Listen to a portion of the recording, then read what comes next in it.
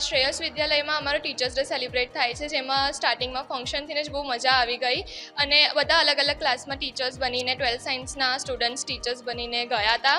અલગ અલગ સબ્જેક્ટ્સમાં ભણાયું અને અત્યારે બી જ ચાલે છે બધા ક્લાસરૂમ્સમાં. તો એ બધા મતલબ સ્ટુડન્ટ્સ બી એન્જોય કરે છે અને ટીચર્સને બી બહુ મજા આવે છે કે એક દિવસ માટે અમે ટીચર બન્યા તો કેવો એક્સપિરિયન્સ છે એમ ટીચર બનીને.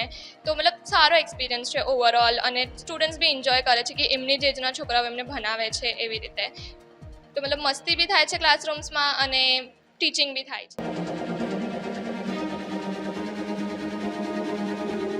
શ્રેયસ વિદ્યાલય છે. આજે ટીચર્સ ડે સેલિબ્રેટ કરવામાં આવે છે ડૉક્ટર સર્વપલ્લી રાધાકૃષ્ણનની બર્થ એનિવર્સરીના ઓકેશન પર. આજે અમે લોકો બધા 12th સાયન્સના સ્ટુડન્ટ્સ ટીચર્સ બન્યા છે અને અમે લોકો લોઅર સ્ટેન્ડર્ડ્સ પ્રાઇમરીના સ્ટુડન્ટ્સને ભણાવવા ગયા હતા, જે કે એક બહુ અનોખો એક્સપિરિયન્સ હતો અમારા બધા માટે. એક દિવસ તમે કાઢીને એવું તમને ફીલ થાય કે ટીચર્સ કેવું એમનું કેટલું ડેડિકેશન હોય છે, કેટલું સારી રીતે એ લોકો બધું મેનેજ કરે છે, એમની રિસ્પોન્સિબિલિટીઝને સમજવાનો અમને એક મોકો મળ્યો છે આજે, જેના માટે અમે બધા બહુ ખુશ છે. એસ્પેશિયલી મેં બહુ જ ખુશ છું કે મને આવો એક મોકો મળ્યો કે મેં એ લોકોને સમજી શકું, એ લોકોનો એક્સપિરિયન્સ આજે મેં કર્યો, ભણાયું, ક્લાસમાં જઈને સાયન્સ સબ્જેક્ટ ભણાયો ને તેનાથી ખબર પડી કે કેટલું સારું એ એક્સપિરિયન્સ હોય છે. અને આજે ડેફિનેટલી આ ટીચર્સ ડેના દિવસે મેં બધા ટીચર્સને એક થેન્ક યુ કહેવા માંગીશ કે એ લોકોએ આટલું સારી રીતે એ લોકો આપણને ગાઈડ કરે છે, આપણું ફ્યુચર સારું કરવા માટે એ લોકોનો આટલો મોટો હાથ હોય છે આપણા માટે. એના માટે મેં બધા ટીચર્સને થેન્ક યુ કહેવા.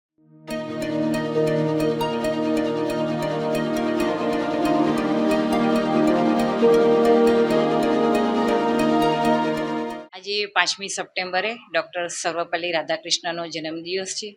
તેઓ સૌ પ્રથમ આપણા ભારતના ઉપરાષ્ટ્રપતિ રહ્યા હતા અને દ્વિતીય રાષ્ટ્રપતિ રહ્યા છે.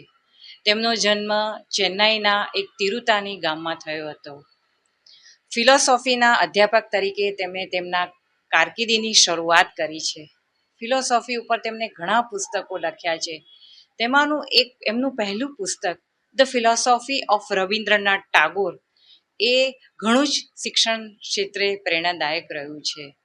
ડૉક્ટર સર્વપલ્લી રાધાકૃષ્ણ ભારત રત્ન અને ટેમ્પલ્ટન એવોર્ડથી પણ સન્માનિત કરવામાં આવ્યા છે. આજે શ્રી શ્રેયસ એજ્યુકેશન ટ્રસ્ટ તરફથી હું એવી અભ્યર્થના રાખું છું કે ભારતના તમામ નાગરિક સુધી શિક્ષણ પહોંચે, વિદ્યાર્થીઓનો શિક્ષક પ્રત્યે આદરભાવ રહે અને મૂલ્ય શિક્ષણનું સિંચન થાય, એવી અભ્યર્થના સાથે શિક્ષક દિનની સમગ્ર શિક્ષક મિત્રોને શુભેચ્છા.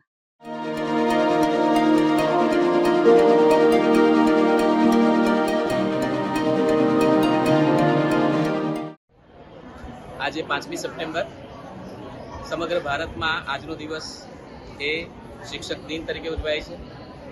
આપણા પ્રથમ ઉપરાષ્ટ્રપતિ અને દ્વિતીય રાષ્ટ્રપતિ એવા સર્વપલ્લી શ્રી રાધાકૃષ્ણનનો જન્મ 5મી સપ્ટેમ્બરના રોજ થયો હતો.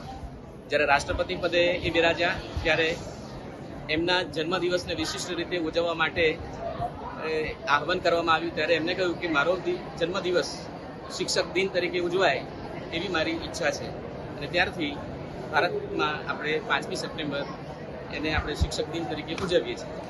અને સર્વપલ્લી રાધાકૃષ્ણન એ મહાન વિભૂતિ હતા. આપણે સૌ જાણીએ છીએ કે એ એક સામાન્ય કહી શકાય એવા ગરીબ પરિવારનો બ્રાહ્મણનો દીકરો, જે ગામડામાં જન્મેલો, પણ એની બુદ્ધિશક્તિના આધારે, ઈચ્છાશક્તિના આધારે એ વ્યક્તિ છેક રાષ્ટ્રપતિ પદ સુધી પહોંચ્યા. યુનિયન ટેરેટરીઝમાં એમને ભારતના પ્રતિનિધિ તરીકે કામ કર્યું, યુનેસ્કોમાં પણ સભ્ય તરીકે અને પ્રમુખ તરીકે કામ કર્યું.